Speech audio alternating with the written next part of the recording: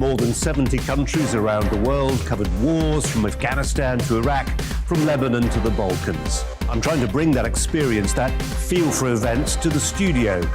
And something else, I'm ready to give an opinion. Today's stories with a spark.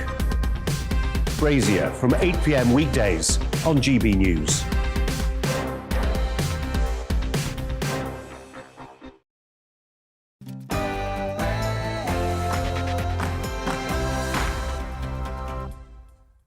Hello, good evening. My name is Dominic Frisby, and in just a moment, two alleged comedians will be joining me to look at tomorrow's papers. But first, here's the news.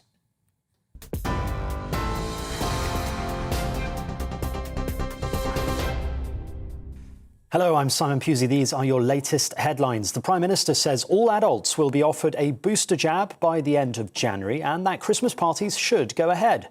Speaking at the latest COVID briefing, Boris Johnson confirmed the military will help the NHS with the rollout. MPs also voted in favour of new restrictions, including face coverings in shops and on public transport in England. Travellers coming into the UK also have to self-isolate until they receive a negative PCR result. There'll be temporary vaccination centres popping up like Christmas trees, and we'll deploy at least 400 military personnel to assist the efforts of our NHS, alongside, of course, the fantastic Jabs army of volunteers. Well, staying with Omicron, and health officials in Brazil have identified two cases of the variant in the country, and earlier today Japan and France also confirmed their first cases of the new strain. 3 students have been killed in a high school shooting in the US state of Michigan. Oakland County Sheriff's Office said the attack happened earlier this afternoon at Oxford High School. 8 people are also injured, one of those being a teacher. A 15-year-old has been arrested and a handgun has been recovered. President Biden was told the news whilst on a trip in Minnesota. My heart goes out to the families enduring the unimaginable grief of losing a loved one. And the young man, I think, as I understand it from staff, is about 15 years old, and he turned himself in and just said he claimed his right against self-incrimination and handed over his pistol.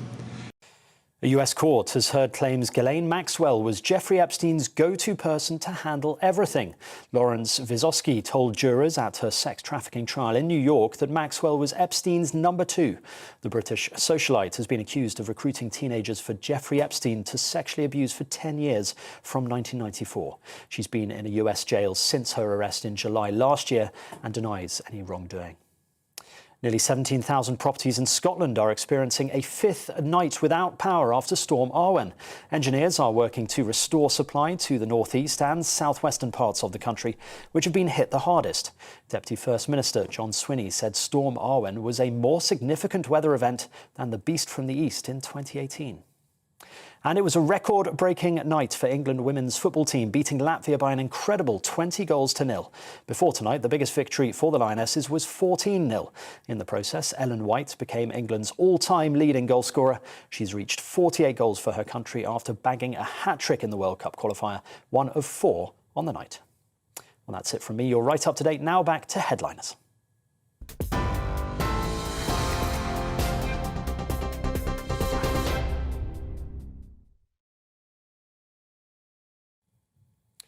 Good evening, my name's Dominic Frisby and welcome to Headliners, the show in which we look at the best stories from tomorrow's papers tonight. And a number of you have written in to ask about my suits. And I should say I wear suits because they are very flattering.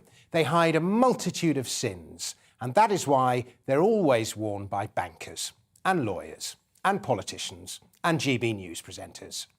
So my favourite story today, perhaps more than any other, encapsulates the thoughtlessness that has gripped policymakers in this insane age. And it is that Ireland's Minister for Health, Stephen Donnelly, has said, despite concerns over the pandemic, that pantomimes can go ahead this Christmas. But you shouldn't bring your kids to keep them safe. So before we meet tonight's guests, here are tomorrow's headlines. And the Daily Mail leads with PM, don't cancel your Christmas, while Prince Andrew has been named in court as a passenger on the Epstein plane. The Telegraph leads with new COVID restrictions to last until March next year, plus up to 740,000 possible cancer cases missed. 740,000. That is an extraordinary number. The Independent has PM and scientists clash over COVID guidance and a photo of Prince Charles condemning the atrocity of slavery.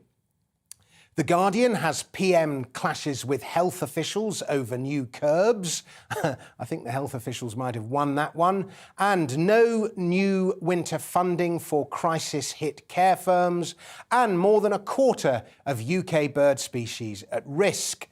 The FT has the inside story on the Pfizer vaccine, as well as Powell's signal on more rapid taper for Fed bond buying spurs market sell-off. To translate that into plain English, that means the Federal Reserve is not going to print quite as much money as it's previously been printing, and so the markets have sold off. The Times leads with PM pledges booster jobs for 23 million by next month. I bet you he's got shares in Pfizer. And the Eye has NHS booster jab for every adult by the end of January. The Daily Express has Rishi, my actions prove I'm a low-tax Tory. Oh, no, they don't. And returning to our panto theme. And The Sun has someone must have died, referring to the crash Sheridan Smith managed to survive. The Metro has Army Cron, I don't know what that means, and everyone's favourite front page, The Star, has mixed message for Christmas spoochers. Give us a kiss, don't give us a kiss, reflecting the clarity of government policy. So we are coming to the Mail first of all, and the Lolita Express. I'm afraid my extremely witty introduction to tonight's comedians has been deleted, but I want to assure you it was hilarious. If only I could remember what I'd written, and then I would deliver it now. But Can you make one up? Can you make one up off the top of your head? Off the top of my head. Yeah. OK, we have for us this evening our two famous comedians on the show. We have Tamandra Harkness, who has appeared on Question Time very recently, on Radio 4, and she was the star of an advert for what? Pets Pyjamas. For Pets well Pyjamas. Remembered. There we go. That was a long time ago. You wouldn't recognise me. I was in a complete body cat's outfit. I'm sorry to have missed that, but I'm sure it's on YouTube. And we have Leo Kearse, who has also appeared on TV many times. And when I say TV, I mean CCTV. Oh, I get it. That's not very good. Wow. Come on, give me a generous laugh. Help me out. Who needs a script? Who needs a script written by trained professionals, Dominic? I wrote the script. I just Freestyle couldn't that off remember the it. top of your head. Right, who's got today's first story? So I've got today's first story. So yeah, this is the trial of Ghislaine Maxwell. Some debate over how her name's actually pronounced, but I think given the nature of the trial, we shouldn't say Ghislaine. So the pilot of Jeffrey Epstein's paedophile private jet. Should probably point out right now that the private jet itself wasn't a paedophile. So the private jet, the Lolita Express, which somehow, even when it was coming into land, it didn't raise any eyebrows. I mean, that would have surely been a warning It didn't have sign, Lolita Express written down the side of it. Did it surely. not? No, I think I'm it was referred disappointed. to I'm as the disappointed. Lolita I thought he wore his paedophilia on his sleeve and on the side of his plane. So anyway, the pilot has testified about former President Donald Trump being among passengers on some of his flights, although Trump actually distanced himself from Epstein after Epstein hit on a young girl at Mar-a-Lago in Palm Beach, which is owned by Trump. Mar-a-Lago is not Palm Beach. But obviously the front cover of the Mail is more interested in the fact that Prince Andrew was also, the pilot has testified that Prince Andrew was also on the flight. Also Bill Clinton, the actor Kevin Spacey. So a real rogues gallery there of the last 20 years. So yeah, this is the second day of the trial for Ghislaine Maxwell, and he'd been asked by prosecutors to describe his experience and listed the famous passengers he'd flown. And obviously we've seen the flight records already, which list Bill Gates and various other dignitaries. How much dirt is going to be uncovered, we wonder? I was just, when you look at the reports of the pilot's testimony, it's half of it is this absolute list of people that sounds like the setup for a gag. So Prince Andrew, Kevin Spacey and Bill Clinton get on a plane. And the other half is really detailed description of what these young women look like. It's like she had powder blue eyes, she had a mature woman's figure. It's like, yeah, all right. So you weren't flying this just for the salary, were you, sir? Yeah, the Daily Mail obviously always goes for a slight titillation with stories like this. Reading between the lines, you can see some men creeping off to the garden shed with a copy of this in their hand. But I just think, it's obviously terrible what happened to these poor, young girls. But they're lucky they didn't grow up in Dumfries. There weren't any private jets, and our local paedophile had a van. No windows, just a van. Kids had to buy their own suites. Yeah, the Lolito Reliant Robin. It's always interesting in every story about this trial so far.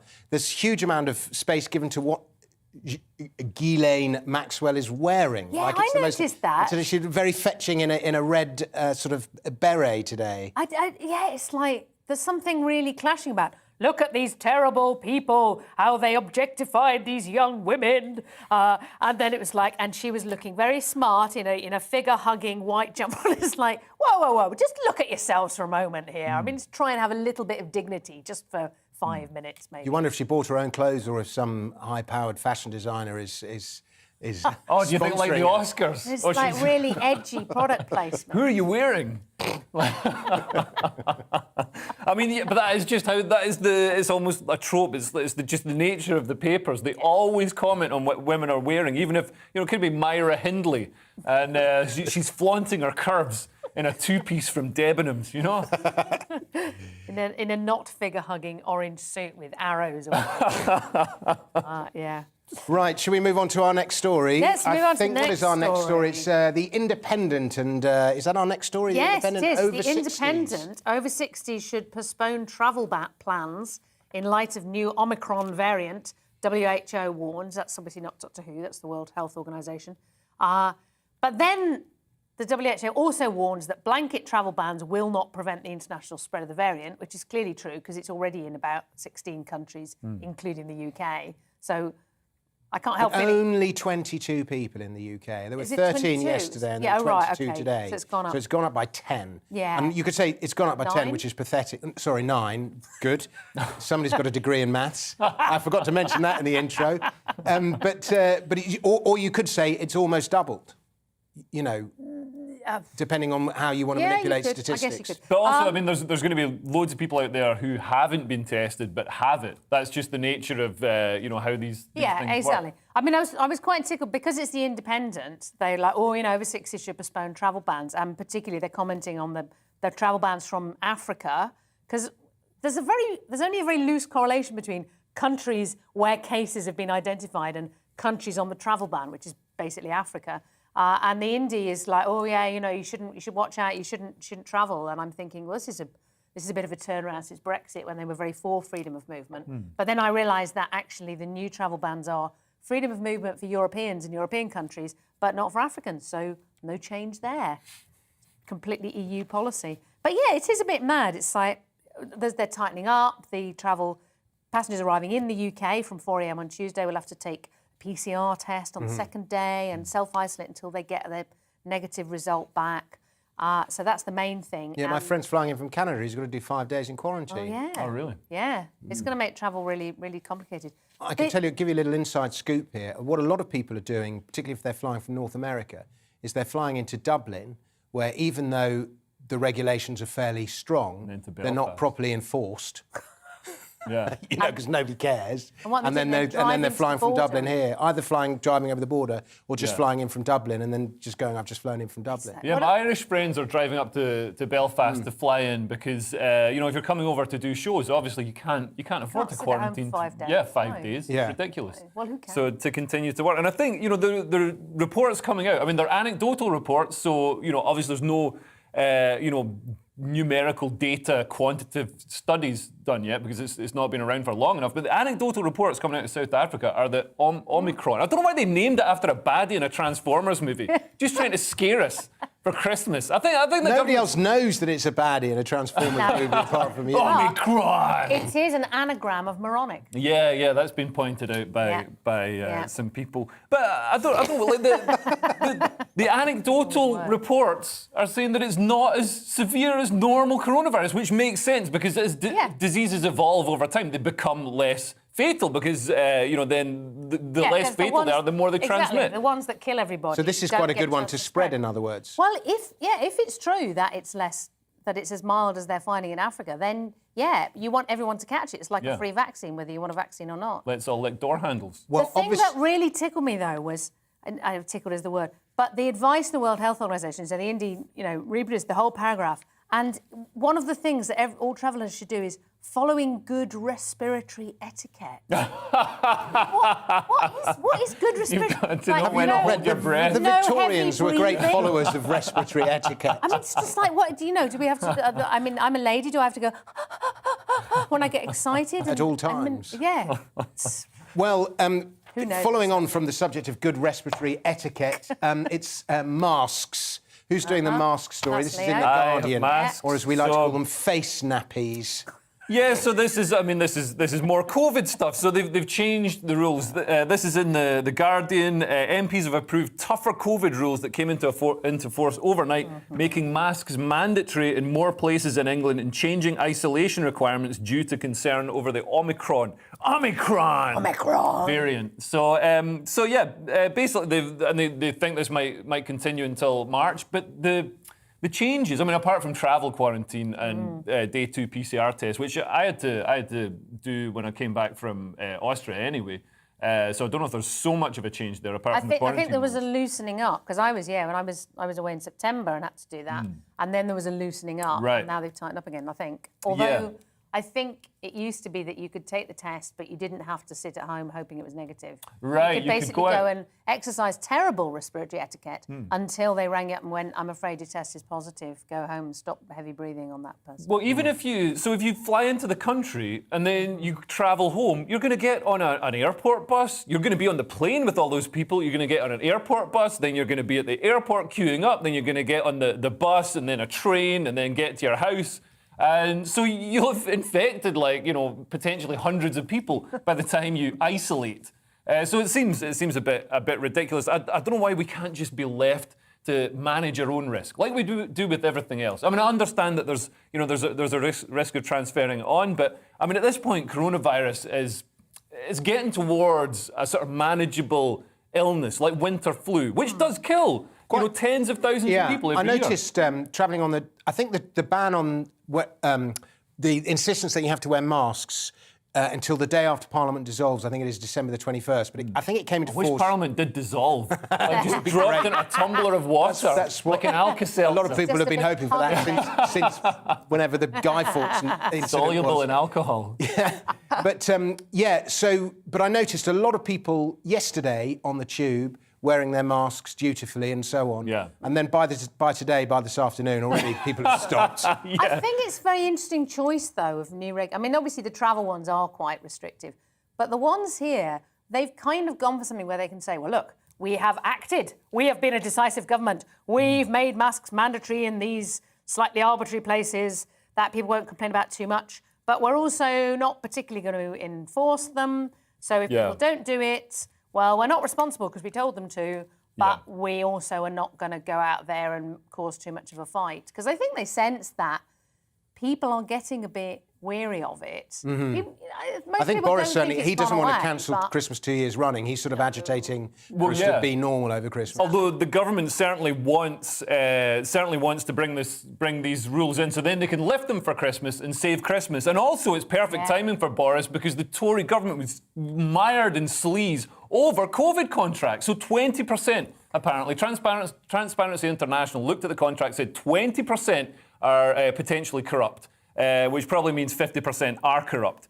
And you've got Owen Patterson, Is that taking following the same backhanders logic from of the amount of people infected? So all the PPE contracts, like Matt Hancock's landlord, his pub landlord got a contract. Everybody just dishing cash. Matt Hancock's not going to pay for a round of drinks for the rest of his life. So they're just dishing taxpayers' money out to all these people and getting backhanders. And then all that sort of stopped, and they're like, oh my God, we need a new variant so we can start grafting some more cash. So this comes along. This comes along and. So at this it point, I just distracts have to everybody. interrupt you with the magic word. Yeah. Allegedly. Allegedly. Carry on. Allegedly, this comes along and allegedly distracts everybody from all the sleaze and corruption, and also allows them to save Christmas and get a bit more sleaze and corruption fitted in before the end of the financial year. I'm delighted to say that coming up after the break, we've got lots more sleaze and corruption for you. It might make for awful politics, but it makes for great viewing. We're going to take a break now, and that starts first with the weather. It's time to remind ourselves there's always another winter. Canary Islands sponsors the weather. Good evening. It's been much milder today, but colder air is going to return. Certainly feeling cold in the winds tomorrow. A bit brighter with some sunshine, but there will be showers, and those showers in places likely to turn wintry. This area of low pressure is developing, and as it heads into the North Sea, really producing some strong winds across the coast of northeast England again. And after Storm Arwen hits at the weekend, that is not good news for this part of the world. As well as the winds picking up, there's going to be plenty of rain around. That rain turning heavy at the moment across Scotland. A band of rain will whiz across England and Wales this evening, followed by some very lively showers when the winds will suddenly just whip up. So you may get woken up by the gusty winds tonight. Temperatures dropping down, but generally staying a few degrees above freezing, thanks mostly to the strength of the wind.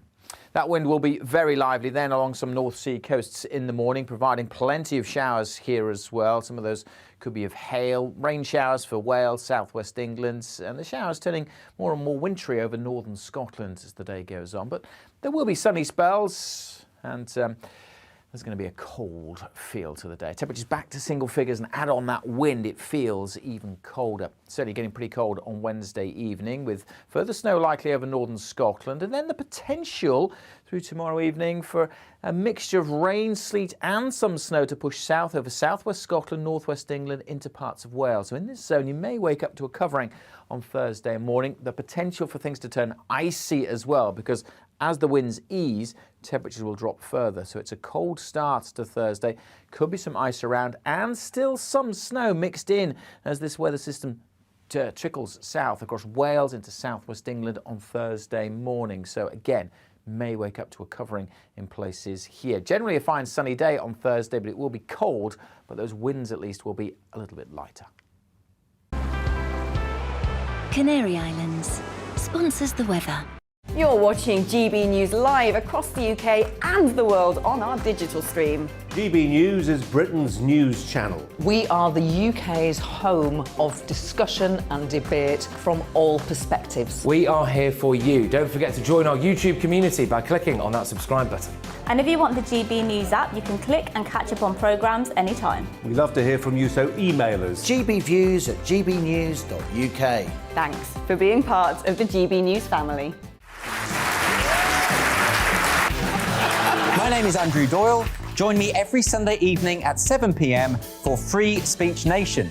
This is a show where we address current affairs and news stories of the week with the help of two wonderful comedian panellists. I brought in comics because I want to give it a lighter edge, and also they work for less.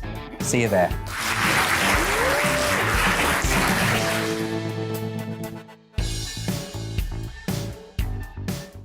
Join my show Farage, 7 p.m. till 8 p.m. Monday through Thursday, and there you will get opinion, analysis, debate, and I'll cover stories that nobody else dares to touch.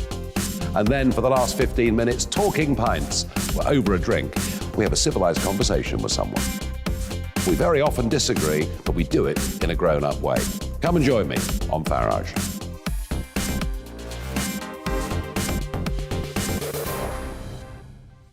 I'm Colin Brazier.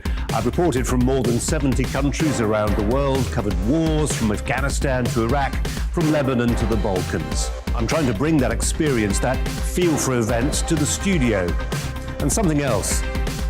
I'm ready to give an opinion. Today's stories with a spark. Brazier from 8 p.m. weekdays on GB News.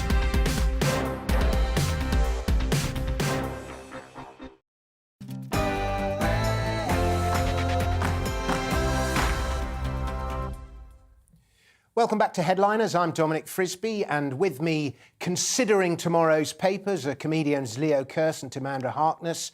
We've done the front pages, so it's time to look inside. And first up, a story from The Express.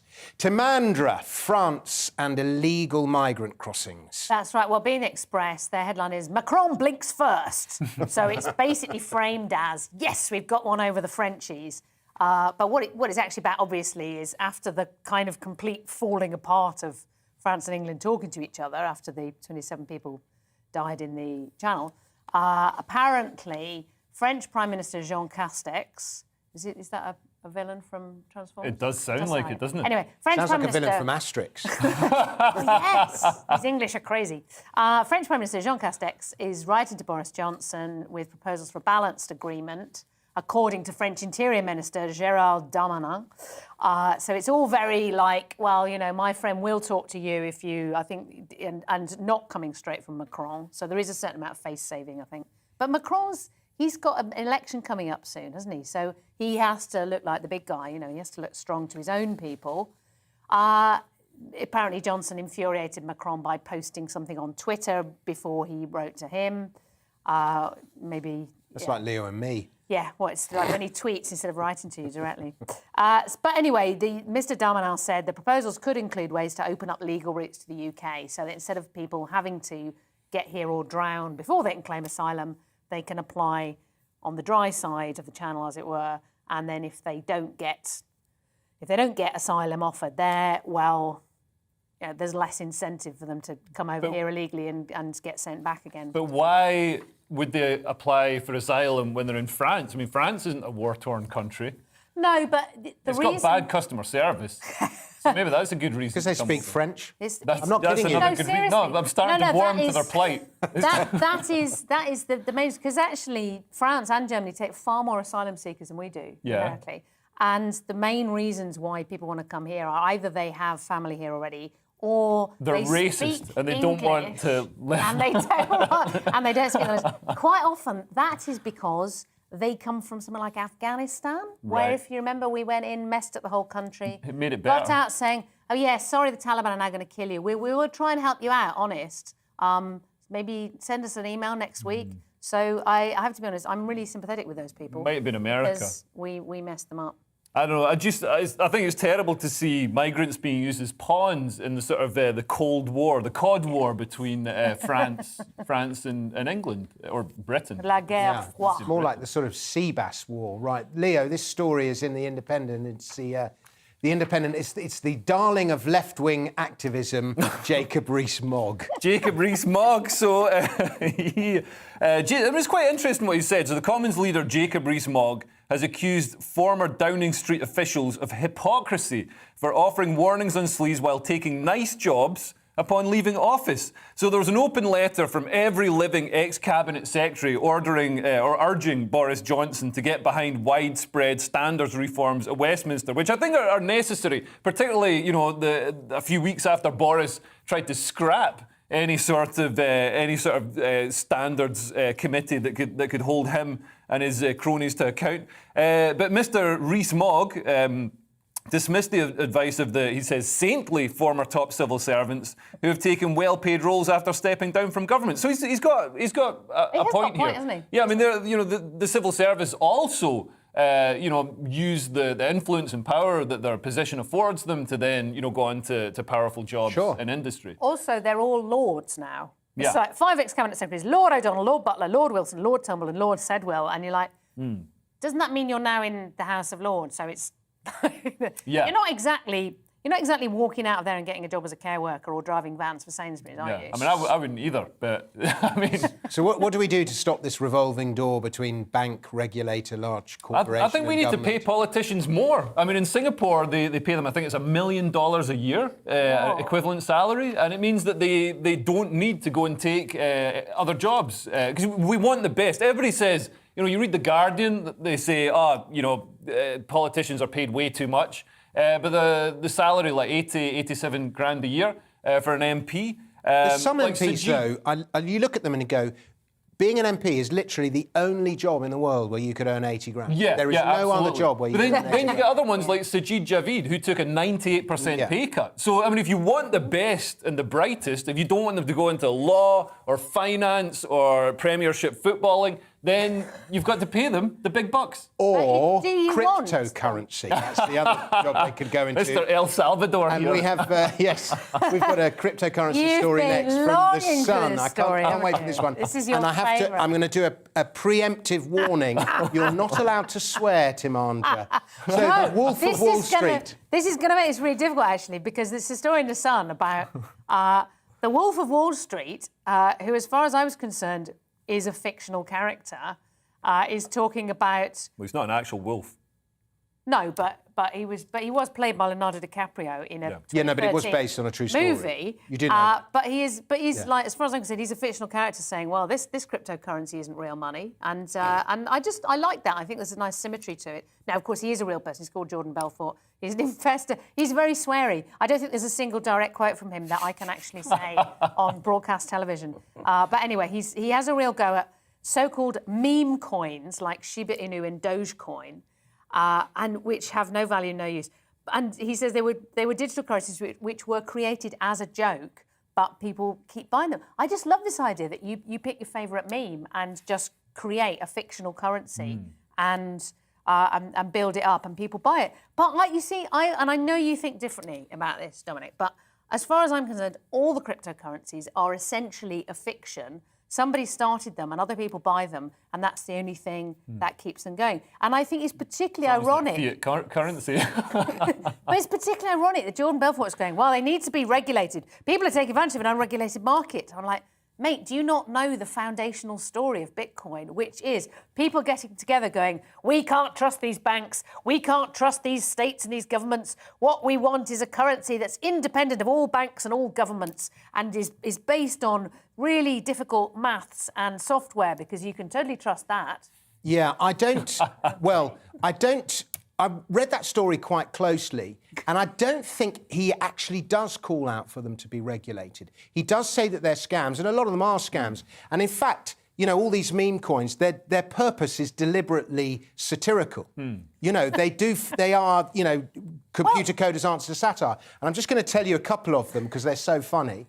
There was a coin called Ponzi coin that was designed a few years ago. And in the white paper, he outlined exactly how the Ponzi scam was going to work. Right. And people still bought Ponzi coin and then complained when the rug was pulled. So they're powerful educative tools. My favourite, though, is called Jesus coin, which was using the cryptographic breakthrough of the blockchain ledger and anonymous cryptocurrencies. Jesus coin has been developed as the currency of God's Son. Wow. And it was, it's obviously a joke, and they do very well. But they are scams, and he is right to warn about the scams because you get caught up in them. But at the same time, I don't think regulation... Real Bitcoin is real. Oh, of course it is. Don't even get started It's like on that. religions. It's like our God is real, but your God is a ridiculous made up. Well, there are some people who worship at the... There are some people I don't mind what you believe, but as far as I'm concerned, they're all in your mind. But the value of any currency just exists in the mind of the people using it. I mean, there are some people who worship at the altar of the state. There are some people who worship at the altar of God. And Bitcoin is, in itself, it's a belief system based on people who want independent money. And that's a very real... But it's also belief. independent of any source of actual value. No, it's not. I mean, at it's least... based on shed loads of computer At power. least But we're not government- going down that rabbit hole, Timandra. We're supposed to be reviewing the papers. Says Mr. Bitcoin. But I had so much more I wanted to say, but you're too busy telling me why Bitcoin is worthless, and it isn't. Right, we've got a story from it's shed loads of computer power. We have a story from the Express next. It's the main cause of State climate pension fury. There's state pension Will you fury. stop heckling me while I'm doing an auto-cue, Amanda? It's not the main cause of climate change. If you abolish fake news. Bitcoin, climate change would end. We have a story from the Express next. State pension fury. Yeah. Fury is probably the most overused word in newspaper headlines apart from COVID. Yeah, so Leo. this is in the Express. There's state pension fury as Johnson starts paying all state pensions in Dogecoin. No, that's not the story. It's state pension claim. It's basically there's been, for years now, there's been a triple lock on state pensions, which is kind of ridiculously generous considering, the more elderly people in society, the people claiming pensions, tend to be the wealthiest because obviously there's been a huge inflation in house prices, so they own the property and the land and everything. Sorry if anybody's watching. I just want to buy a house, that's all. That's why I'm encouraging coronavirus and the end of the triple lock. You should buy Bitcoin, apparently. So state pension claimants have been left furious after payments have been delayed, and John Duffy of the International Consortium of British Pensioners accused the government of callously pushing hundreds of thousands into poverty. So the triple lock is supposed to mean that the state pension rises by inflation, earnings growth, or 2.5%, whichever is highest. And earnings growth has leapt up since the end of lockdown. It's above 8%, 8.3% on average. So people were anticipating a big rise in their pensions. And Boris has turned around and been like, no, you're going to get like a rise, more than we're giving NHS workers probably. But if only it's 3.1%. the state pension had been written in code and then nobody could play with it, then there would be no problems. Code never changes. Coming up, there's 500,000 British retirees living overseas who are being denied their full state pension as well. So yeah, I mean, the big issue is that the government can't afford it, and so they're trying to find ways not to pay it. Coming up, we have more stories for you, but we're going to take a break now, and we'll see you in just a moment.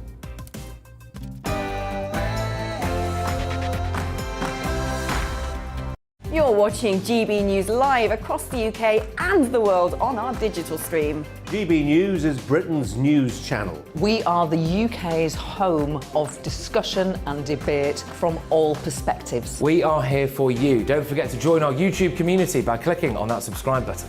And if you want the GB News app, you can click and catch up on programmes anytime. We love to hear from you, so email us. gbviews@gbnews.uk. Thanks for being part of the GB News family.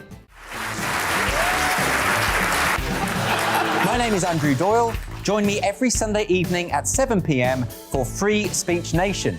This is a show where we address current affairs and news stories of the week with the help of two wonderful comedian panellists. I brought in comics because I want to give it a lighter edge, and also they work for less. See you there.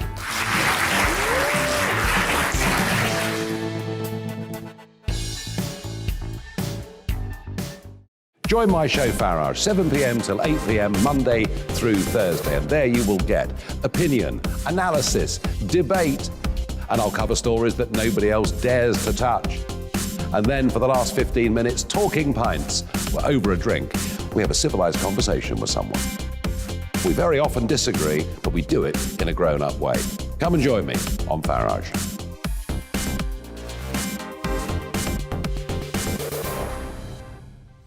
I'm Colin Brazier. I've reported from more than 70 countries around the world, covered wars from Afghanistan to Iraq, from Lebanon to the Balkans. I'm trying to bring that experience, that feel for events, to the studio. And something else. I'm ready to give an opinion. Today's stories with a spark. Brazier from 8 p.m. weekdays on GB News.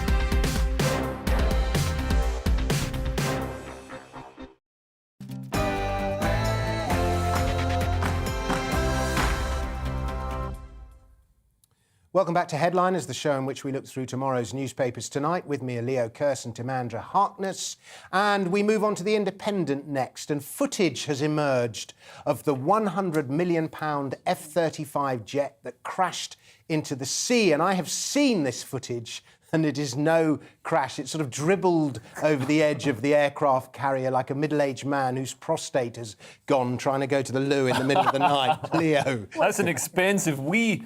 This is in the Telegraph. So a British warplane, an F-35 worth over £100 million, crashed into the sea during a takeoff attempt and may have hit part of HMS Queen Elizabeth. Apparently there's a bit that sticks out under the water that you can't see. So there's a video which surfaced on social media shows that we've got the video. We Oh, can see brilliant. Let's watch the video. The offending dribble. Here we go.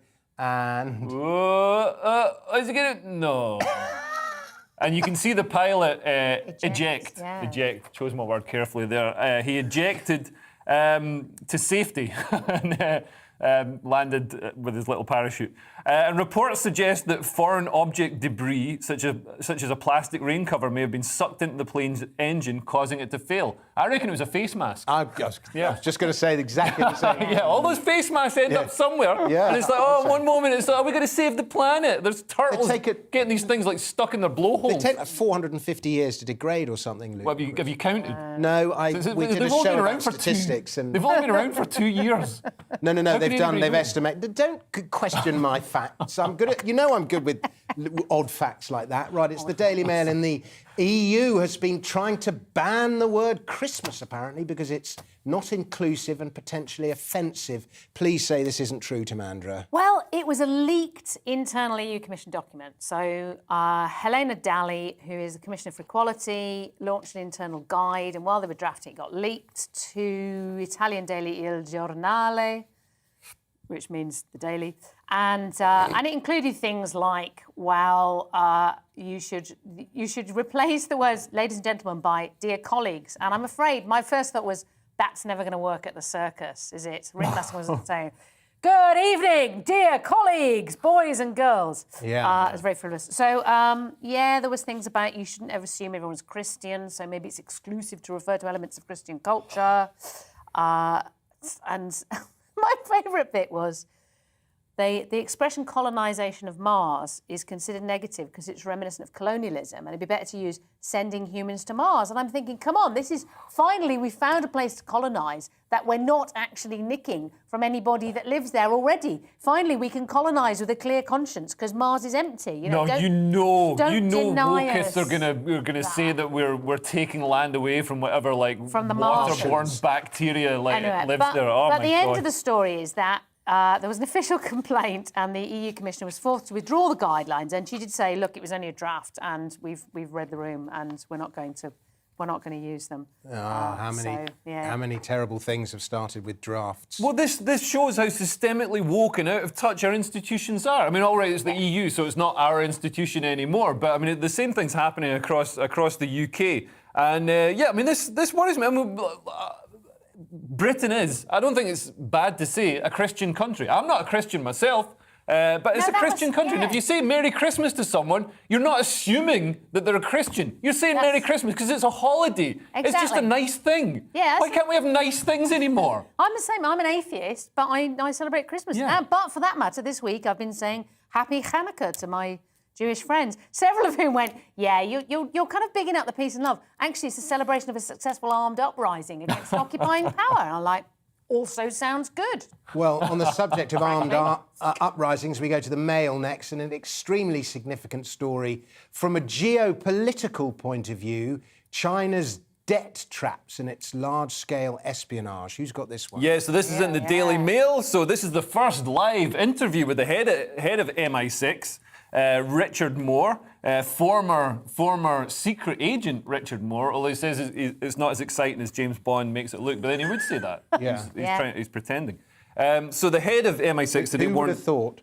The head of MI6 today warned that China... Like, they're wonderful, but it is not reality. There goes another illusion. Yeah, sorry, go on. James Bond not real, apparently. The head of MI6 today warned that China is setting debt and data traps so it can exert influence abroad and is conducting large-scale espionage operations against the UK. Interestingly, so I used to work for BA Systems Applied Intelligence, which are, You're basically a spy. But we did national security and stuff, and also, we're connected to weapons manufacturing. The biggest corporate or intergovernmental espionage of all time was China stealing the plans for the F-35, the plane that just crashed. And they made their J-20 fighter. So China had brought out, just like they ripped off a Nike shoe and started selling it down Woolwich Market, the J-20 comes out, it's just like the same plane in a slightly different colour. It's amazing. So they just did a knockoff. And it cost $14.4 billion, I think, to develop the F-35. So that's a trillion. They've got zero respect for intellectual property. Trillion or billion? Anyway, a lot of money. Do you think then that the one that just went up the ramp and was actually, the problem was it wasn't a genuine F-35. It was a knockoff. It was a knockoff from British market. Possibly. The Chinese will probably just copy ours and do it better. That is true. But getting back to this story, so China is, going around and obviously doing trade deals with countries all around the world, getting a lot of influence in those countries, building their infrastructure for them, but giving them loans to less wealthy nations with onerous conditions that leave them unable to pay. And then they're acquiring airports. I mean, in one country, Uganda, they're looking at acquiring Uganda's only airport. Yeah, China's defaulted well. on its debt. Uganda's defaulted on its debt, and Uganda's taking the airport. I just think this is a huge geopolitical story. Yeah. For 20 years, China's been doing deals in Africa. We'll take your natural resources in exchange for building infrastructure. Yeah, and of course then, you've got and then they lend the money leaders. to build infrastructure. Yeah. The infrastructure doesn't get built. China takes the natural resources, all the strategic. And a lot of the times they're dealing with dictators and despots who they just want to line their own pockets. They don't care about the future of their country. They just want to take the money and get out of, get to a nice hotel somewhere. Very, very worrying. It's the Times now, which has Liz Truss, now the cabinet minister with the highest approval ratings among Conservative Party members, channeling her inner Margaret Thatcher, pictured in a tank, issuing warnings to Russia, to Mandra. I know, it's kind of glorious, isn't it? Liz Truss takes after Margaret Thatcher in a tank as she criticises Russia, is the Times. And then the Times spells out, Thatcher, who Truss has said she hugely admires, was pictured in a tank in 1986 in West Germany. And I'm thinking, 1986? 3 years later, the Berlin Wall fell. Coincidence? Or the slowest ever tank shell. Liz Truss is there like she's the Foreign Secretary, but she's there in a tank looking warlike. She is the most popular cabinet minister. I don't know. I mean, I'm not a Conservative, but I have to say, if I look at them and you look at which ones do you actually think have any idea what they're doing, she is one of those. She did a good job as Trade Secretary. Yeah, exactly. And she was visiting Estonia. There's a NATO meeting in Latvia, which is basically next door. It's the next state over. Was warning Russia against making a strategic mistake by invading Ukraine. Yeah. So really, but good for her. Somebody's got to say something. Well, yeah, this is a part of the world that is really seeing a lot of instability right now. As America's pulled back as the sort of global power, now regional powers are starting to. We've seen Turkey invade Syria. We've seen the conflict on the border between Belarus and Poland, and obviously Ukraine and Russia. So and this is something that threatens Europe and also threatens the UK in quite a real sense. What sense? A real sense. A real sense. Not like Bitcoin. A Ryanair flight has collided with a flock of herons near Bologna. This is from The Independent. Yeah. Leo, you've got this one. So, flames shot from a Ryanair plane last week as somebody lit their Sambuca. No, as it collided with a flock of herons on descent into Bologna, Italy, which is where the Ryanair airport for Rome is. Damaging one of its engines. So it was arriving into the Italian city around 11:30 p.m. when the dramatic bird strike occurred, with some of the herons being sucked into the aircraft's right engine and others hitting the cockpit windscreen. So many of them hit the pilot's view was actually obscured, but they still managed to land the aircraft safely with no injuries on board, which is pretty impressive for considering everybody had paid $5.99 for the flight. I mean, it still landed on time as well. If you pay $5.99 for a flight, I don't expect that plane to land anywhere near the tarmac. I think it was birds that caused that plane to crash in the Hudson River. That was geese. Yeah, geese. No, I had a male pilot. Then my favourite bit of trivia from this story is apparently the collective word for herons is a siege of herons. Oh, really? Is it? Yeah, isn't that great? A siege of herons. Yeah. Right, sticking with the Mail, the Australian Environment Minister is threatening to quit because of crazy lefty activists spouting myths and nonsense. I think this is you again, Leo. Yes, it is. Yeah. Yes, it is. I love the sound of this guy. So an Environment Minister from Australia, this is in the Daily Mail, has complained that he wants out of his job because of crazy lefty activists. That's Australian for crazy lefty activists. And wannabe Greta Thunbergs, making his life I fly him in hell. So, does that sound convincing? Yeah, totally. So David Spears, a centre-right politician from South Australia, I think that's the only kind of politician they've got there, bemoaned the myths and nonsense promoted by left-wing activists. This guy's the Environment Minister. I wish our Environment Ministers were like this. So he accused of putting all the ills of the world down to climate change. And he told a private fundraising event, I'm assuming it wasn't for Greenpeace, that he's in favour of cutting emissions and going green, but that activists should target climate laggers such as India and China instead of going after Australia, which is phasing in renewable energy. So he's got a very valid point. He has got a very valid point, but no more blah, blah, blah. That was a reference to what Greta said. Oh, right. Yeah. Very clever. Right, baby names next. This is from the Mirror, Timandra. Yeah, well, now I'm afraid I have to start this with a caveat. Because I am a member of the Royal Statistical Society, I do have to say this study that is about the top 100 baby names is not statistically valid because it was a self-reported... I'm sorry, I just had to put it out there. It's in the Mirror. Even the Mirror, you know, has to... I mean, and to be fair, it has made it clear. It said basically mums and dads have been registering their baby name choices on Baby Centre, which is a parenting site, and Baby Centre have used the data and gone, OK, let's look at the trends. So it's not like the Office of National Statistics, which takes all the registered baby names.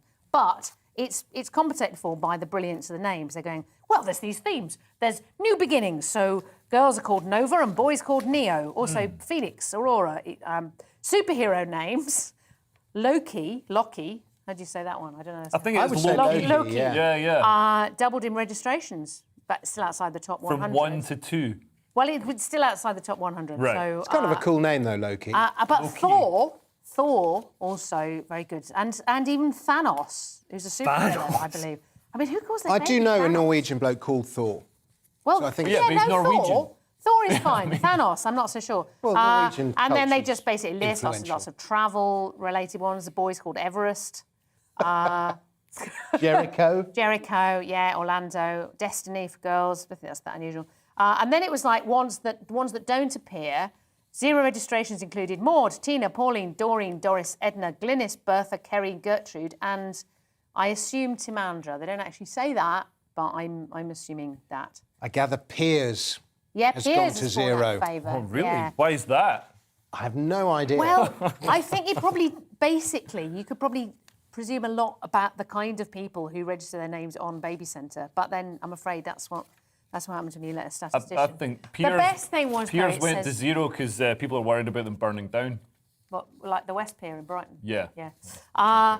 But the poll said 8% of parents still undecided more than a week after, but nearly 13% of parents end up regretting their name choice. And as somebody who was called by their parents, Timandra, can I just say, parents regret it. What about the children? What do you think it's like for the children? Oh, Timandra's a cool name.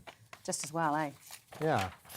Some of the other names that have gone to 0, Elliot, Clive, Maurice, or Morris, I don't know how you pronounce it, Roger.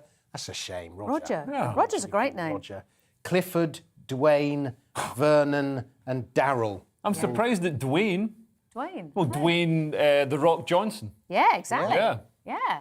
Famous guy. Yeah. As I say, I don't think it statistically stands up. I bet there are I wanted lots to of call kids called Dwayne. my son Gandalf when he was born. Why? But I didn't get it through the committee. That's sleep deprivation. What No, committee? well, I just love... Well, the missus at the time. Oh, right. I thought you were like a Mooney. I just love Lord of the Rings, always have. And, Right. and Yeah, but it was come before on. the Lord of the Rings You films love had come Lord of out. the I didn't Rings. even know they Do were... you, do you want to be standing in the playground shouting, Gandalf, Gandalf? Well- And if you did, do you think he'd ever come? Well, I ended up calling my dog Frodo, so I was going to call him Gandalf, but he didn't look like a Gandalf, he looked like a Frodo. Well, it's just as well you didn't call him Gandalf because you can't get the staff. I thought I was...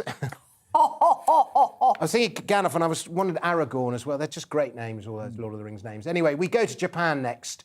And people have been saying horrible things about the Japanese royal family. They have. That's me again. Yeah, sorry, you're taken by surprise. Now, I find this very interesting. So what happened in Japan was, first of all, if a daughter, so if a princess marries a commoner, if a prince marries a commoner, that's fine. He can still be emperor. If a princess marries a commoner, as Mako has done, then she has to relinquish her royal status. So she married this commoner, Kei Komuro. They postponed their marriage for roughly 3 years over opposition stemming from a scandal involving his mother. And this being the Mail, I was quite hopeful this would be exciting, but it's just something about lending the money. So it wasn't exciting at all. But in accordance with Japanese law, Meiko relinquished her royal status when they married by submitting paperwork at a local office. And I'm like, we have much to learn. Our royal family has much to learn from these people. It's just like a bit of bureaucracy. You're marrying him. Yeah, well, we're, like all hereditary royal families, we're traditionalist and sexist, so you're going to have to give up your royal status, fill these forms in, file at a local office, off you go to New York and get married. It's fine. So I'm afraid what I took away from that was we should learn a lot from them. And also, so she had to relinquish her royal status to marry a non-royal. Exactly. But how many royal families are there in Japan? Or would she marry a royal from another family? I don't know. I was wondering that as well. Because there can't be that many. If you want to avoid inbreeding, which our royal family hasn't been the best at doing. Well, no, but that is the point. The point of royal families generally is you marry other royal families, so to create alliances. Super royal. Yeah, international alliances. But you have to look at how much Prince Philip looked like Tsar Nicholas, because they're all interrelated. But maybe in Japan they're less keen on marrying foreign royals. Maybe it was like commoner or foreigner. Okay, marry a commoner. Our final story tonight is a seasonal story from the Mail. Christmas turkey pie, Leo. So yeah, this is in the Daily Mail. A master baker, nice work from the Daily Mail there, has built the ultimate Christmas dinner with all the trimmings stuffed neatly inside a convenient festive pie, because that's what you want at Christmas, convenience.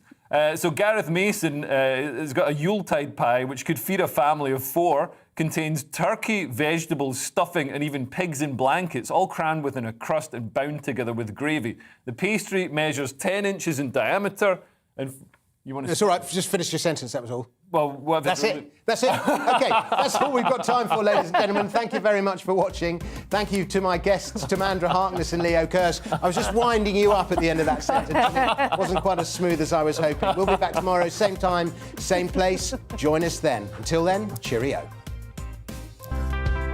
It's time to remind ourselves there's always another winter. Canary Islands sponsors the weather. Good evening. It's been much milder today, but colder air is going to return. Certainly feeling cold in the winds tomorrow. A bit brighter with some sunshine, but there will be showers, and those showers in places likely to turn wintry. This area of low pressure is developing, and as it heads into the North Sea, really producing some strong winds across the coast of northeast England again. And after Storm Arwen hits at the weekend, that is not good news for this part of the world. As well as the winds picking up, there's going to be plenty of rain around. That rain turning heavy at the moment across Scotland. A band of rain will whiz across England and Wales this evening, followed by some very lively showers when the winds will suddenly just whip up. So you may get woken up by the gusty winds tonight. Temperatures dropping down, but generally staying a few degrees above freezing, thanks mostly to the strength of the wind. That wind will be very lively then along some North Sea coasts in the morning, providing plenty of showers here as well. Some of those could be of hail, rain showers for Wales, southwest England, and the showers turning more and more wintry over northern Scotland as the day goes on. But there will be sunny spells, and there's going to be a cold feel to the day. Temperatures back to single figures, and add on that wind, it feels even colder. Certainly getting pretty cold on Wednesday evening, with further snow likely over northern Scotland, and then the potential through tomorrow evening for a mixture of rain, sleet and some snow to push south over southwest Scotland, northwest England into parts of Wales. So in this zone you may wake up to a covering on Thursday morning. The potential for things to turn icy as well, because as the winds ease, temperatures will drop further. So it's a cold start to Thursday. Could be some ice around and still some snow mixed in as this weather system trickles south across Wales into southwest England on Thursday morning. So again, may wake up to a covering in places here. Generally a fine sunny day on Thursday, but it will be cold, but those winds at least will be a little bit lighter. Canary Islands sponsors the weather. You're watching GB News live across the UK and the world on our digital stream. GB News is Britain's news channel. We are the UK's home of discussion and debate from all perspectives. We are here for you. Don't forget to join our YouTube community by clicking on that subscribe button. And if you want the GB News app, you can click and catch up on programmes anytime. We love to hear from you, so